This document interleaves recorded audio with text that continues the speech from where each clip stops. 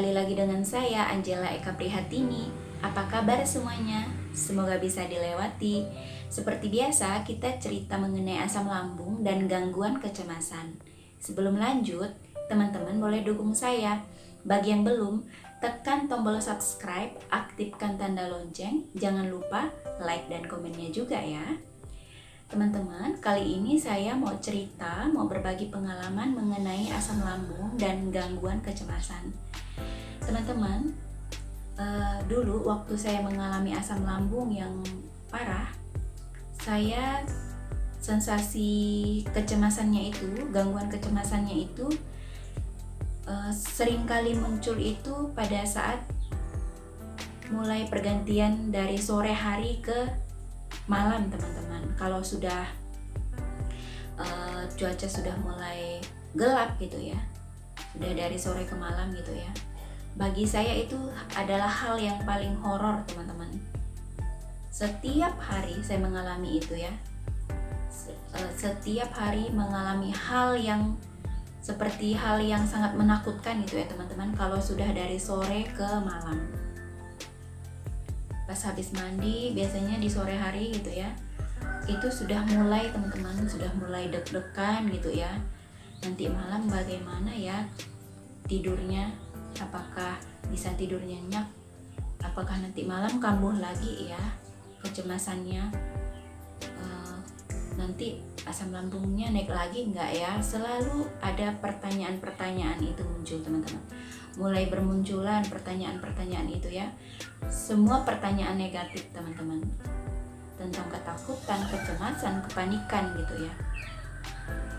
Jadi dari sore, maksudnya dari malam, mulai memasuki malam hari itu, teman-teman, saya sudah mulai tidak menikmati setiap detik menit yang saya lewati gitu ya. Padahal kan seharusnya kita kan senang gitu ya, teman-teman, kalau malam itu kan biasanya keluarga untuk keluarga berkumpul gitu ya, bisa berkumpul makan malam. Setelah makan malam mungkin cerita-cerita ataupun nonton TV sama-sama, ataupun menceritakan apa yang kita alami selama kita seharian gitu ya. Malam kan adalah hal yang paling menyenangkan sebenarnya ya, teman-teman. Dulu sebelum saya mengalami asam lambung dan gangguan kecemasan. Tapi setelah saya mengalami gangguan kecemasan karena asam lambung, saya jarang sekali menikmati itu, teman-teman. Saat makan saja saya bisa berpikir yang kemana-mana gitu ya, pikiran tidak menikmati makanan yang ada. Padahal lagi ngobrol bersama keluarga gitu ya, sama suami atau anak gitu ya, tapi pikiran saya kemana-mana, teman-teman. Tidak pernah fokus gitu ya, apa yang saya bicarakan, apa yang saya dengar pada saat cerita. Pikiran saya cuma melayang-layang gitu ya, teman-teman. Mulai membuat pikiran pertanyaan yang aneh-aneh gitu ya. Kemudian kalau sudah tiba waktunya untuk istirahat malam, untuk tidur gitu ya, teman-teman, di situ pikiran yang tadi bermunculan, pertanyaan-pertanyaan aneh yang mulai bermunculan tadi, ketakutan, kecemasan, kepanikan, di situ sudah mulai, teman-teman, saya mulai deg-degan pada saat mau tidur. Mulai ada rasa keringat dingin, mulai ada keringat dingin gitu ya di telapak tangan, di kaki. Terasa dingin sekali gitu ya. Badan sudah tidak enak, perasaan tidak nyaman, mood sudah mulai tidak baik pokoknya ya, teman-teman. Jadi saya akan berusaha supaya saya bisa tidur gitu ya, teman-teman. Jadi apabila saya merasa ngantuk, misalnya meskipun saya sedang menonton ataupun saya mengerjakan sesuatu apapun itu, kalau saya sudah merasa ngantuk, saya buru-buru tidur, teman-teman. Saya berusaha supaya saya bisa segera tidur gitu ya, karena itu momen yang sangat baik gitu ya, teman-teman. Jadi saya akan tidur nanti setelah beberapa saat setelah saya tidur, ataupun di tengah malam, di jam tengah malam, saya akan terbangun teman-teman karena mengalami sensasi napas pendek biasanya. Itu yang paling sering kali saya alami pada waktu saya di awal-awal mengalami gangguan kecemasan ya teman-teman. Bahkan itu setiap hari teman-teman, berturut-turut setiap hari seperti itu. Setiap hari saya mengalami sensasi napas pendek. Sebenarnya pagi, siang itu juga ada ya teman-teman, tapi itu sebenarnya karena mood kita tidak terlalu tidak terlalu kacau gitu ya pikiran kita, karena teralihkan oleh kita melakukan aktivitas, pekerjaan ataupun apapun itu ya teman-teman. Jadi mungkin pikiran kita itu teralihkan gitu ya teman-teman. Jadi kalau pada saat malam hari itu yang baru menumpuk gitu pikiran itu, ketakutan, kecemasan, kepanikan itu.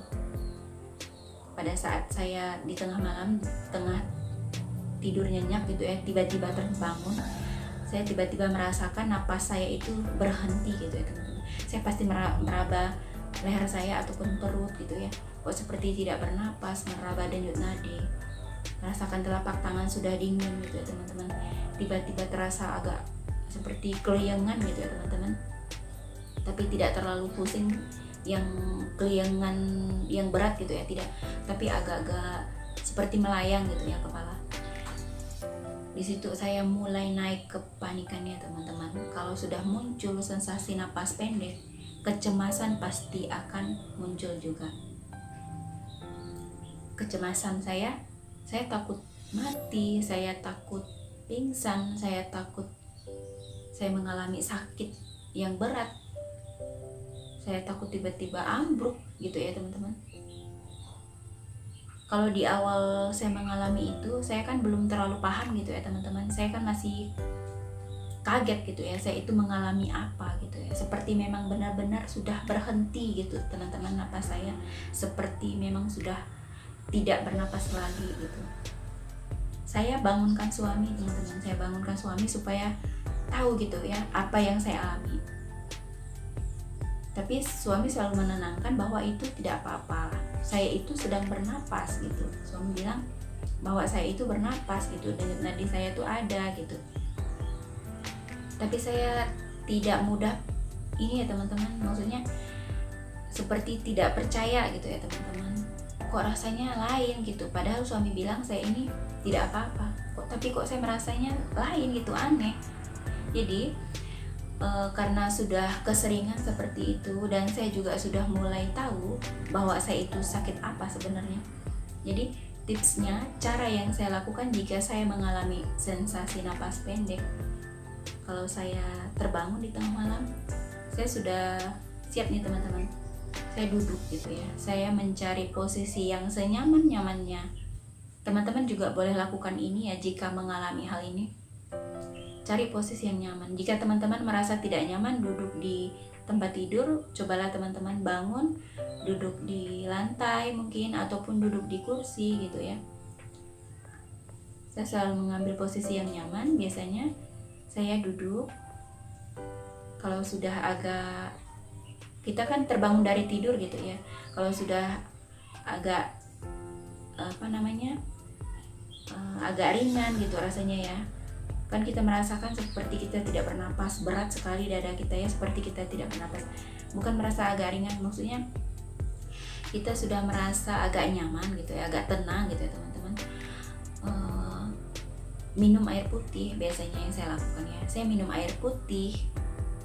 Setelah minum air putih, saya diam gitu ya teman-teman. Saya tarik napas. Saya berusaha menarik napas secara teratur gitu ya teman-teman, berusaha gitu. Saya meyakinkan diri sendiri bahwa saat itu saya memang sedang bernapas gitu ya teman-teman, bahwa saya sedang bernapas gitu ya. Seandainya saya tidak bernapas, tidak mungkin saya bisa bangun, tidak mungkin saya bisa bicara, tidak mungkin saya bisa minum air putih, tidak mungkin saya bisa membangunkan suami gitu. Jadi saya menyadarkan diri bahwa saya itu memang sedang bernapas saat itu. Kalau memang sedang mengalami sensasi napas pendek, seperti kehilangan napas gitu ya teman-teman. Karena itu hal yang menurut saya sangat menjengkelkan juga ya teman-teman ya. kalau sensasi napas pendek itu, kita itu memang seperti benaran, seperti kita itu mau mati gitu teman-teman, seperti kita akan mati gitu. Jadi ketakutan yang muncul itu langsung takut mati gitu ya teman-teman. Jadi itu yang saya lakukan, minum air putih, kemudian berusaha menenangkan diri sambil bernapas, mengatur pola napas gitu ya teman-teman. Kita memang bernapas, tapi kan napas kita karena kita merasa sensasi napas pendek, kita kan kayak ngos-ngosan gitu ya, kayak gini ya, seperti saya itu ngos-ngosan, jadi napas kita tidak teratur. Atur pola napas dengan baik, tarik napas melalui hidung, keluarkan melalui mulut gitu ya teman-teman. Itu yang sering kali saya lakukan, karena ini jadi perhatian saya juga ya teman-teman. Kenapa saya bahas ini lagi, sebenarnya saya sudah pernah juga bicarakan ini ya di video saya yang sebelumnya, tapi ini jadi perhatian khusus saya karena banyak sekali juga dari teman-teman yang mengalami ini. Saya perhatikan ya, dari pertanyaan teman-teman, dari keluhan teman-teman, banyak sekali yang mengalami sensasi napas pendek ini ya teman-teman. Jadi seperti itu ya teman-teman. Jika teman-teman mengalaminya di malam hari misalnya, ya sudah teman-teman bangun, jangan dilawan dengan berusaha tidur lagi, karena kalau kita belum paham mengatasinya, itu akan semakin bermunculan rasa yang lain, makin dingin telapak tangan, telapak kaki, badan kita makin keringat dingin, itu makin tidak nyaman, makin lama kita mengalaminya.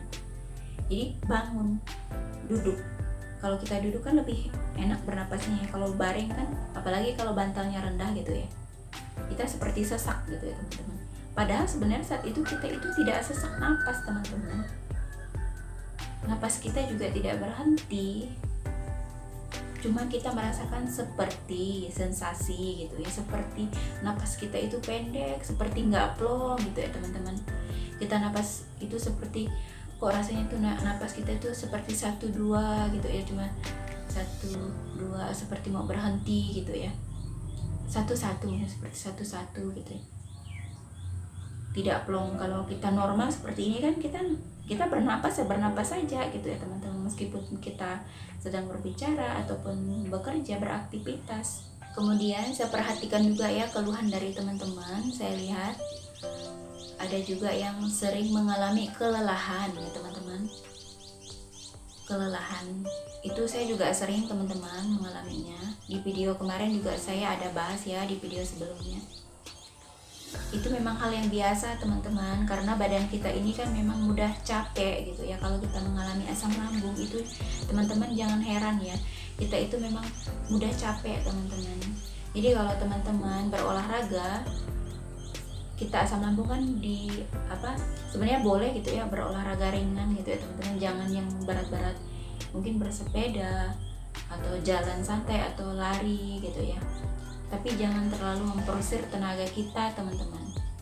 Kita memang mudah capek karena apa teman-teman, meskipun kita makannya teratur, porsi makan kita cukup gitu ya, makanan kita yang kita makan itu sehat, tapi pikiran kita ini selalu teman-teman, selalu bekerja gitu ya teman-teman. Kita memikirkan hal-hal yang seharusnya tidak kita pikirkan gitu.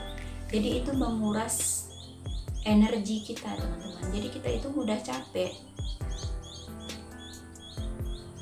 Jadi pikiran kita itu seperti stres gitu ya teman-teman.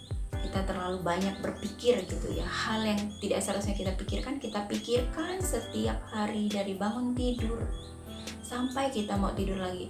Pikiran kita itu sibuk terus gitu ya teman-teman, stres gitu ya. Stres karena apa? Karena ketakutan kita sendiri yang kita buat sendiri, dari pikiran kita sendiri yang membuatnya. Takut ini, takut itu, takut ini.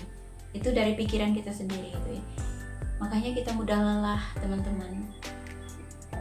Jadi kalau misalnya yang baru mengalami ya nih, misalnya teman-teman nih baru mengalami asam lambung dan gangguan kecemasan, kenapa ya kok sering napas seperti ngos-ngosan gitu, kok mudah capek, itu jadi perhatian saya juga ya teman-teman. Banyak sekali yang mengeluh seperti itu ya dari teman-teman ya. Itu tadi penyebabnya ya, karena dari pikiran kita itu menguras energi kita. Jadi apapun yang kita makan itu terkuras juga oleh pikiran kita gitu ya, pikiran kita yang tidak pernah diam gitu ya, tidak pernah relax. Makanya kalau misalnya teman-teman yang misalnya di malam hari ini memang susah sekali tidur ya teman-teman, cobalah mendengarkan musik yang bisa membuat teman-teman itu tertidur gitu ya, musik relaksasi gitu ya teman-teman. Cobalah dengarkan itu ya teman-teman, karena itu pasti bisa membantu teman-teman. Itu sudah pengalaman saya ya, sudah saya alami sendiri gitu. Jadi apapun yang saya bicarakan bahwa pengalaman saya seperti itu pasti sudah saya alami. Karena saya sudah tahu rasanya bagaimana sakitnya, bagaimana perjuangan kita. Jadi saya juga memberikan saran kepada teman-teman, apa yang saya lakukan itu saya sudah merasakan manfaatnya gitu teman-teman. Dengarkan musik relaksasi ataupun dengarkan lagu-lagu rohani gitu ya teman-teman, sesuai dengan kepercayaan kita gitu ya. Pasti itu akan membantu teman-teman. Tidak mungkin tidak membantu ya. Pasti akan membantu kita. Karena kan kita niatnya kalau kita mendengar itu ya supaya pikiran kita tidak negatif, supaya kita tidak memikirkan pikiran yang tidak seharusnya kita pikir gitu. Pasti itu akan membantu teman-teman. Oke teman-teman, sekian dulu untuk cerita kita kali ini. Kita sambung di next video ya. Kita lanjutkan di cerita kita yang lainnya lagi. Terima kasih yang sudah menonton sampai habis. Terima kasih untuk dukungan kalian ya teman-teman. Terima kasih.